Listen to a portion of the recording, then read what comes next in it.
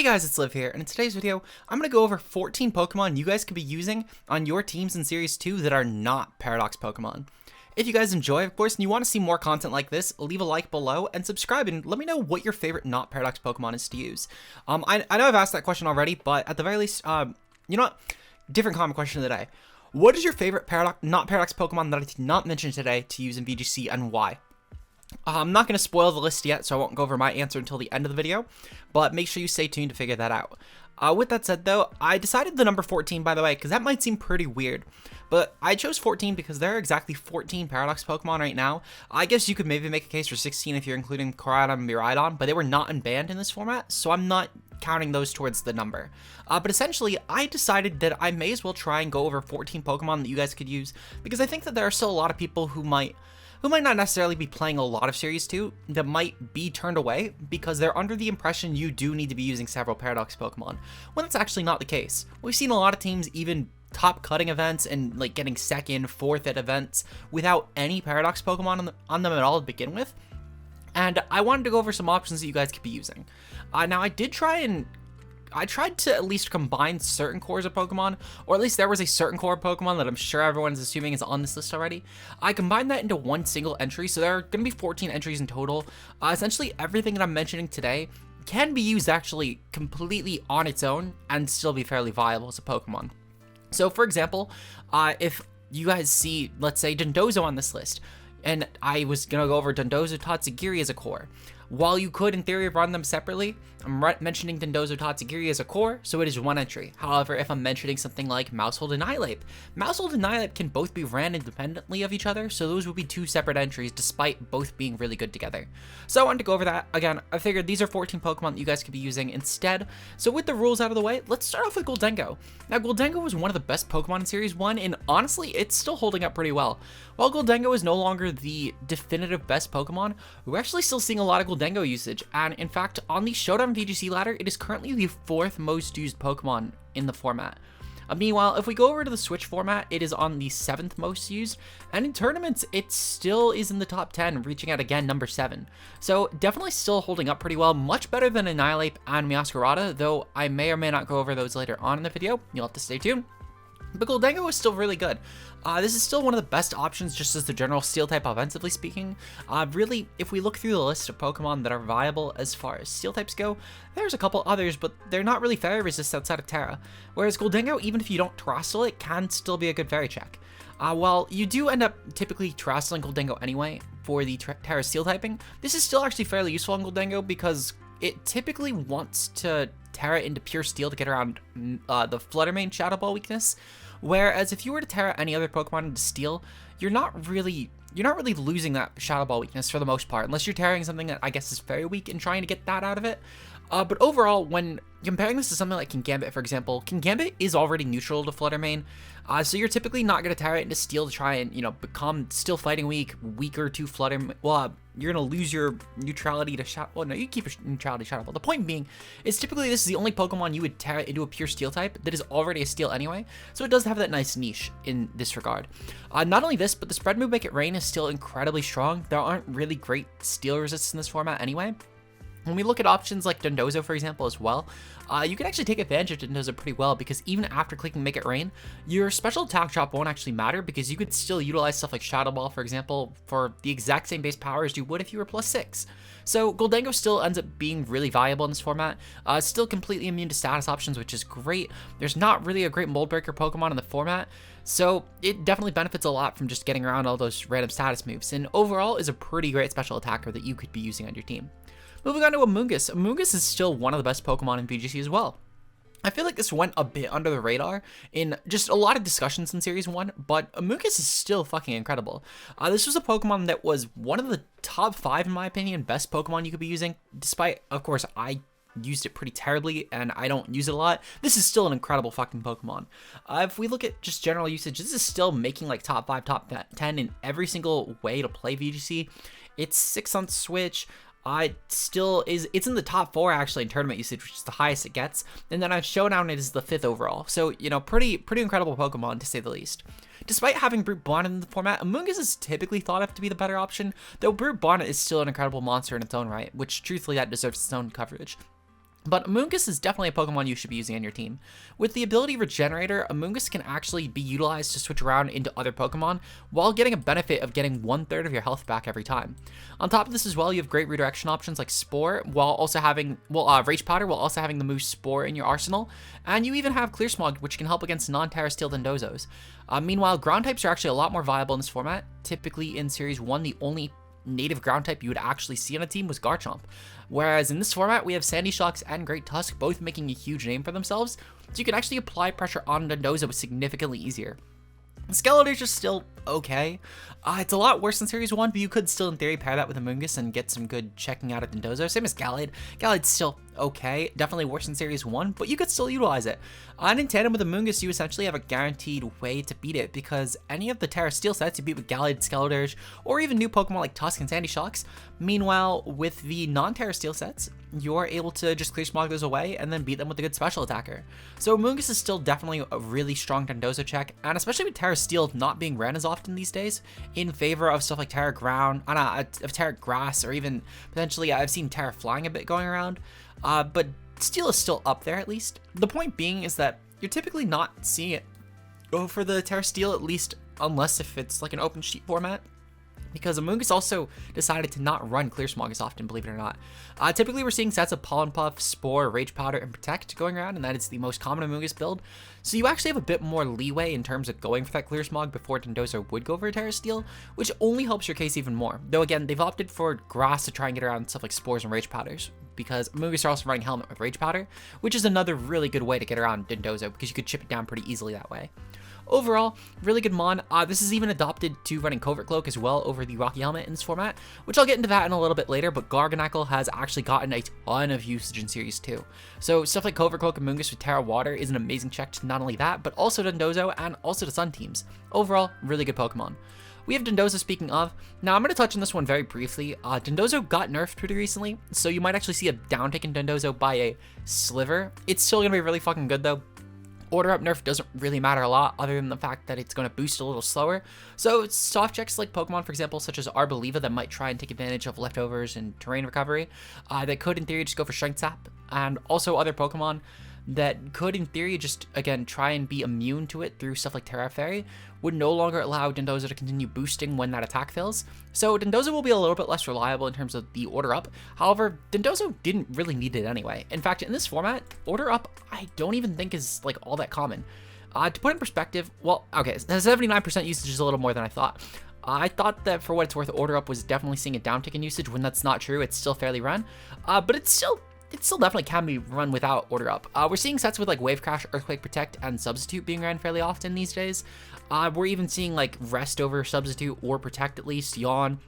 Fisher Dendoza still is getting usage, but it's a fairly niche thing to say the least. The point being is that order up isn't a mandatory move on Dendoza.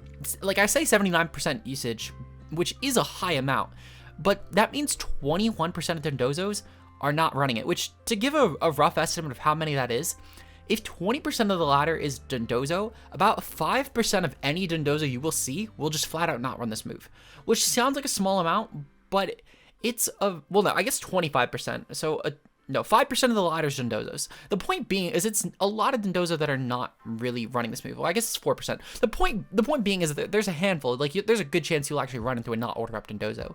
And so I don't think that the nerf is going to hurt it a ton. And overall, Dendoza still proves to be a really good defensive behemoth while being a good offensive threat. But with stuff like Iron Bundle in the format, it's definitely seeing a downtick. It's still really good, though.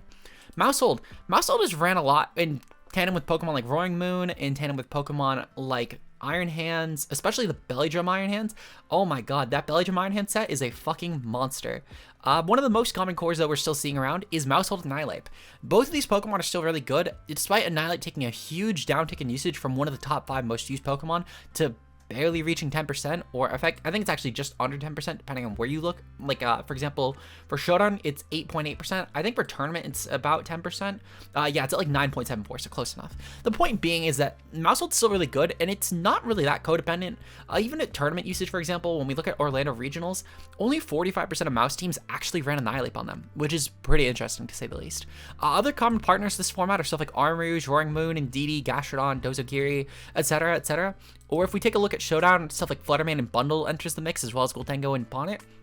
Overall, still really good Pokemon. You're never really seeing the Population Bomb sets. In fact, it's almost not even really ran on them on. To put into perspective, Population Bomb is sitting at a 38% usage rate on Mouseholds, when there are actually 4 other moves that completely outclass it, being Follow Me, Protect, Super Fang, and Beat Up. These are just among Showdown usage, of course. If we get into tournament usage, Population Bomb is at about 40%, but there's a lot of other moves that hit near that usage, such as Encore, Beat Up, Super Fang, all within 10% of that usage rate. Meanwhile, if you go to console usage, 54% for Population Bomb. This is where we're probably seeing the most, but it's also where we're seeing the most rate of Technician Population Bomb Mouseholds. So definitely makes a lot of sense, considering Technician doesn't even break 30% in either format, well, either of the other formats, but on console, it's hitting about 40%. So that makes a lot of sense why Population Bomb is such a high usage rate. The point being, though, is that Mousehold typically is opting for more of these support movesets. Hell, I've even seen Faint Mousehold going around a lot more, despite the usage rate, of course, not indicating that, as Faint is only at about 11% on Showdown. On tournament usage, Faint is about 10%, and on console usage, Faint Mousehold reaches at a whopping 16%. It still is, of course, something that has been on the rise recently, and it's something you guys should keep in mind, of course, when using Mousehold, because it's a very good move on this Pokemon. Moving on to Annihilate, this is pretty much the same mon as it was before, in all honesty. It just ran a lot less. We're typically seeing a lot more of the bulk up sets, which was what the uptick of Annihilate sets were when we were leaving Series 1, so that's still fairly in check. We also have Choice Scarf sets still in the mix. Weakness Policy has been on the rise a bit, which has been pretty cool. But overall, I mean, it's still pretty much the same mon. There's not really a lot to say about Annihilate, but you're still running it with Mousehold. You're still running it as a really good breaker. You're still running it with Final Gambit even, despite, again, huge downtick in the set. Pretty much still the same investments. You're either going with max speed with Final Gambit sets, max speed with bulk up sets, or you're going to go with a really bulky set. But overall, Annihilate is probably the Pokemon that has changed the least. The thing that truthfully changed the most about Annihilate is that its usage has been cut by like a good 20-30% depending on where you're looking, and that's really the biggest change. Moving on to Volcarona, another Pokemon that has changed a little bit, but not much. Volcarona does have a couple things that have actually changed for what it's worth. For one, we're seeing a huge uptick in not only the Terra, well, and mostly Terra Water sets, to be completely honest, not really any other Terra type. It's really Terra Water has gotten a lot higher of a rise, and Grass still being the most used. Before, typically it was really just like the grass sets that were being ran on like a high majority of teams. We're seeing about 30% of water, whereas I guess to give a Series 1 metric, just to try and compare that, water actually was not, oh, never mind, that's Miascarada, it did change off of that. Water was actually, never mind, actually water was a lot. Never mind. Okay, so you know what, my stats were actually wrong. Looking at tournament usage, water was actually higher at Liverpool, and it was pretty close in Series 1. Series 2 actually is a higher uptick of grass, which truthfully shocks me, because when while I didn't follow a lot of the Series 1 tournaments because I didn't play in any Series 1 tournaments, at the same time, through ladder usage, you wouldn't really pick up on this. So I guess that was tournament usage. Let's compare ladder. So Volcarona. Volcarona in Series 2, yep, about 41% and 36%. But what about Series 1? Never mind, there's not even Series 1 usage stats, I take that back. The point being, though, is that Volcarona still definitely is running the same couple of Terra types, at least. It's still running the Struggle Bug, Quiver Dance, Rage Powder, Heat Wave, etc. Like, all these sort of moves, still running Giga Drain. It's still pretty much the same mon, essentially. Helmet has taken a big uptick, though. I know before this was typically running Citrus. I've seen a ton of Citrus going around. We're also seeing a little bit of a spike in Covert Cloak, which is probably for Terra Water builds. Overall, still a pretty good mon. Still a great spread user, still a great just offensive threat on the special side. Should still definitely be using this Pokemon. Garganeckle's up next. I did mention we were going to get into Garganeckle. This is starting the range of Pokemon that got better, despite still being used. This is where we're starting to get into Pokemon that got actually like a considerable amount better. The first Pokemon on the list, when we go through Pokemon such as Goldengo and Mousehold and Dendoza, these were all Pokemon that got a little bit worse or stayed as good. Here on the back end of this list, though, these are Pokemon that actually got better in Series 1, starting with Garganeckle. Now, Garganeckle, for what it's worth, is a little bit of a cheat sheet, because Garganeckle did get a little bit better since technically San Diego Regionals, but this has still been on the rise, actually, and in Series 2, it has been a consistent top-tier threat. We're seeing a ton more Covert Cloak coming out on Pokemon like, for example, Corviknight, which has had a huge usage rate, which I truthfully could have added Corviknight to this list, but I had too many Pokemon to go over, because even despite the fact that I could have gone over Pokemon that got better in Series 2, which I could go over like niche picks that got better, that might be another video for next week, but Garganeckle definitely is an absolute monster, and it's steaming a lot of Covert Cloak on Pokemon such as, for example, a Mungus has a 10% Covert Cloak rate, which, keep in mind, only 54% of the sets are even Terra Water. So that's a decent percentage of a Mungus at the very least. We're seeing Covert Cloak on other Pokemon such as Goldengo, though it's a pretty slim amount for what it's worth. If we get into other Pokemon, I've even seen some Dendoza actually starting to run Covert Cloak, albeit again fairly niche on it as for sure, but it's still definitely getting usage on this Pokemon. One of the biggest offenders of the new Covert Cloak rise though is Gastrodon, which truthfully again, Gastrodon probably could have also made this list. But again, I have a whole separate video actually dedicated to Gastrodon coming up soon, so I left it off for that reason. But Gargane is still an incredible Pokemon to say the least. Truthfully, this is probably one of the biggest upticks in terms of Series 1 to Series 2 usage. With Salt Cure sets, of course, being amazing. We're not really seeing Iron Defense Gargane going around at all at this point. But it's still definitely not bad, considering the fact, though, that the 4 most common moves are Salt Cure, Recover, Wide Guard, and Protect. Protect being the least common, and that has an 83% usage rate. And then we go down to Iron Defense sets, which have about 10% usage rate. So it says a lot. Like, really, Gargane has established its best moves. It's running Leftovers most of the time. It's running Terra Ghost most of the time at this point because no one's really running Toxic Spikes at the current moment. Or at the very least, they're not running this on teams that would be worrying about Toxic Spikes. So Gargane just isn't running Terra Poison right now. Still a great mon. Definitely better in this format, though. Grimsnarl. Grimsnarl is now the, in my opinion, premier prankster user. Murkrow is still getting some good usage, and it's actually been on the rise again pretty recently. Murkrow, to put in perspective, is slightly higher actually currently on console than Grim. As far as Grimsnarl versus Murkrow on Showdown, they're right at about the same percent. I think they're within like 0.1% of each other.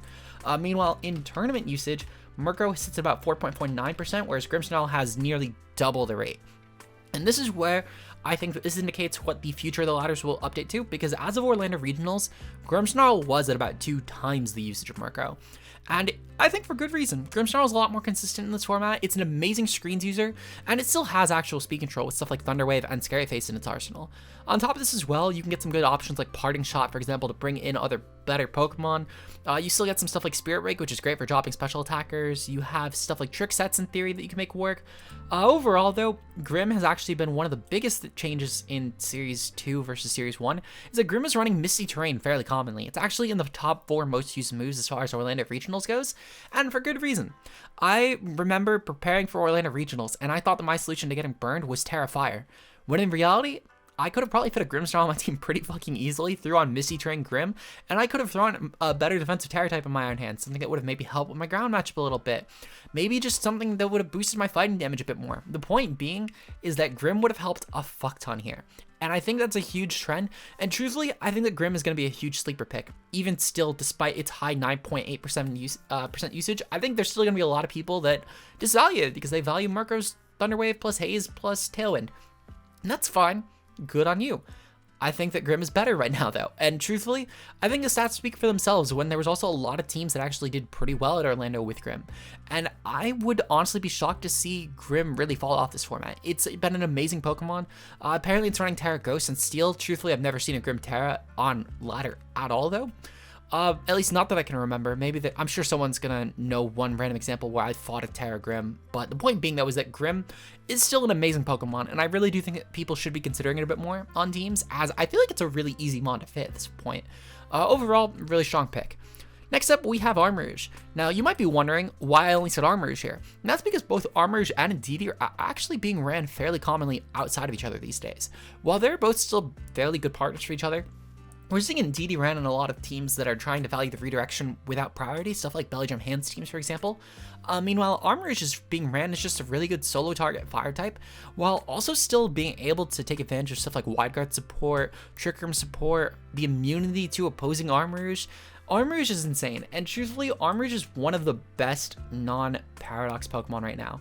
To put in perspective, if we look at Orlando Regionals results, Armorage sits at a whopping 5, 6, 7, let's see.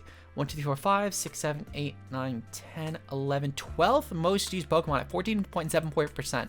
If we move this on to Showdown usage, Armorage actually makes the top 10, and if we move this on to console usage, Armorage hits a whopping 8%, sitting right behind greats like Arcanine, Mungus, and Goldengo in that order from 5 to 7. Which is fucking insane that Armorage got this much better. Now, Side Spam was an incredible thing in Series 1, but I think truly people decided to tap into it a lot more in Series 2, which I don't know why. I don't know, like for what it's worth, Armorage is incredible, and I totally understand the usage.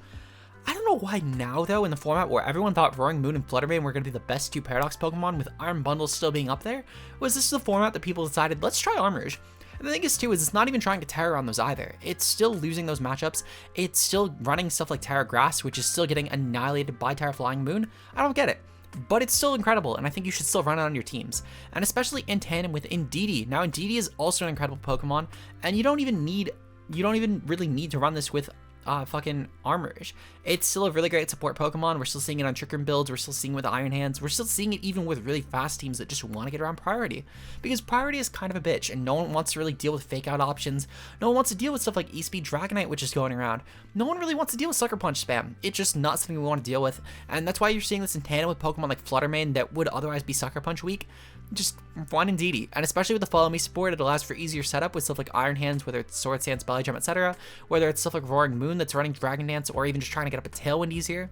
Whether it's Annihilate with Bulk Up, really, you can make this work with anything, essentially it's a setup threat. Or even just any Pokemon that doesn't like priority. But Indeedy is still fairly good. It still ran a fairly decent amount of the time. I will say, though, it's definitely not dependent on Armorage usage, because on Switch, it is the 11th most used Pokemon, whereas Armorage is 8th. If we compare this to Showdown usage, it is 2 places behind Armorage as far as that goes. And as far as tournament usage, Indeedy actually ranks higher than Armorage by a whole 0.5%, which is kind of incredible. So the point being, though, is that these two definitely are still really good together, but they're not dependent on each other by any means. Kingambit's up next. Kingambit's still an incredible Assault Vest sponge. It's a great Dark type. It's one of the better Dark types in this format, in my opinion. While the usage does not reflect this, I think that we're going to see the meta by the end of this format trend to Kingambit actually being the best Dark type. Currently, Roaring Moon is being used a lot more. I think it's still early ladder hype, as well as the fact that people think, oh, it's a Paradox Mon, so that means it has to be better. I would say that Kingambit's proven to be a lot more consistent, though. It's a lot easier to use. It's a great Trick Room anti-threat. It's still great against faster comps with Sucker Punch. It's still incredibly easy to use to check Pokemon like Armorage, as well as Fluttermane, which is something that something like Roaring Moon cannot do. Overall, really great option. Defiant is incredible. And despite the fact that Arcanine can, in theory, try and beat this Pokemon outside of course, Terra Fire sets or pairing with like Misty Terrain Grim, or just like a Lumberry, Kingambit still happens to threaten Arcanine pretty easily, because a lot of teams just are too scared to even attempt to burn you. Overall, incredible pick, and I definitely expect to see a lot more Kingambit like top cutting or winning events this series. Arcanine's up next. One of the best Intimidate Pokemon in this format. Arcanine, I think, really, I'm not sure why I didn't get a lot of usage last format, because in my opinion, this is one of the best Intimidators in the format. Arcanine still was used in Series 1 for what it's worth. We can at least pull down its Showdown usage, and in Showdown at the very least, Arcanine hit about 10%. Now if we compare it to Series 2 Showdown usage, Arcanine is about 21.3%. It is in the top 10 most used Pokemon now. It was not even in the top 20 to begin with for Series 1. Overall, Arcanine got a lot better. This is great at pressuring mons like Iron Hands, Roaring Moon, Great Tusk, especially if they're not running Terra Fire sets or Lumberries.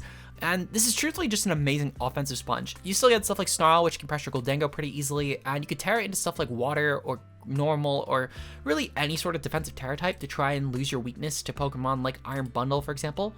We're seeing stuff even like Dark popping up. Actually, as far as console usage goes, Dark is the 3rd most used type. I'm kind of surprised by that. I've never really seen Dark, but I can kind of get it, because I know Mungus has also shifted to Dark for stuff like Psy Spam.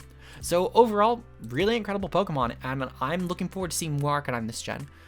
We have Dragonite up next as our second to last Pokemon. Now, Dragonite's been a bit of a weird one. It's been kind of hot and cold. As far as Orlando usage goes, it's only had about 7.4%. This is mostly being used, however, right now in the Showdown ladder, where it has about 15%, and on the console ladder, where Dragonite hits 16th overall. Tournament usage is not really reflecting this, and I think that maybe this is just people realizing that Dragonite's easier to farm against lower skill players, or players who don't really know how to beat it.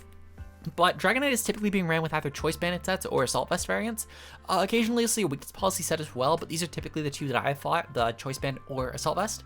We're seeing stuff that are typically not even actually running Stab, or if they're running Stab, it's really just one of the two.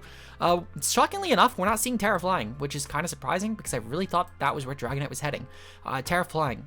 For tournament usage, for what it's worth, this is slightly higher than normal, but if we compare this to the console ladder, Terra Normal has about 4 or 5 times the rate of Terra Flying, which is kind of insane to think about. Overall, still really good Pokemon. Inner Focus allows you to not get flinched. Multi-Scale is great for popping Policy or just taking hits really well with Assault Vest. You could Terra it into Normal, especially to get around weaknesses to Pokemon like Bundle or Fluttermane, which is really useful for Dragonite, because with Assault Vest as well, this is really obnoxious to KO. I still think it's a lot easier to check as far as just compared to how good Dragonite is. I think it's one of those Pokemon that if you build a competent team, you should always have a check for this Pokemon, but nonetheless, still incredible. Final mon of the day is Talonflame. Now, Talonflame is honestly incredible. This is one of the biggest rises after Orlando Regionals.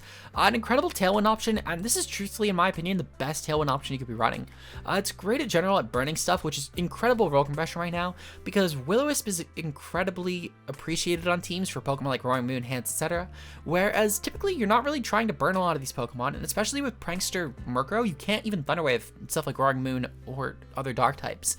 Whereas Talonflame doesn't have to worry about that, because only the Tailwind is priority here, which is a key factor here. You can also use this as a great option for taunting, which again, because it's not Prankster, you can even use this on Dark types to get around stuff like Prankster Grim. So overall, Talonflame's fucking great. You still have Brave Bird, which is great.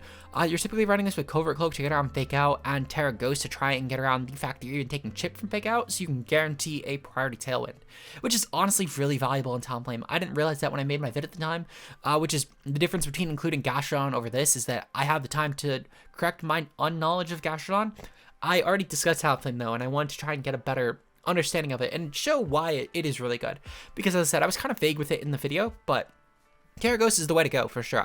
I was mistaken running Flying in that vid. But overall, let me know what you guys think. Let me know if there's other Pokemon that I didn't use or didn't go over here that you guys think are really good. To answer the question, by the way, for my favorite Pokemon that did not make this list to use, that it is a not Paradox Pokemon in Series 2, I would have to say that's probably going to be Gastrodon, which is why I wanted to get its own video for it. It's going to be short technically, but it's still going to be its own special showcase just for Gastrodon. But let me know if you guys enjoyed this, and if you did, leave a like below and subscribe. Shoutouts to channel members, of course, being Josh K, Ultra Player, Mia, Zeke Zero, Slade, Koemi, and Matt O'Shea. Your guys' support is greatly appreciated, and if you want to become a channel member today, we have officially decided on our first ladder challenge of the month. I'm going to be rolling the type later this week, but it's going to be a monotype ladder to Master Ball. So if you guys want to see the full edited compilation of that run, make sure to subscribe to the channel membership, of course, for only like, I think it's $3.99 or $2.99 a month. The point being is it's only a couple dollars, and we'll see you guys then. Until then, peace out, guys.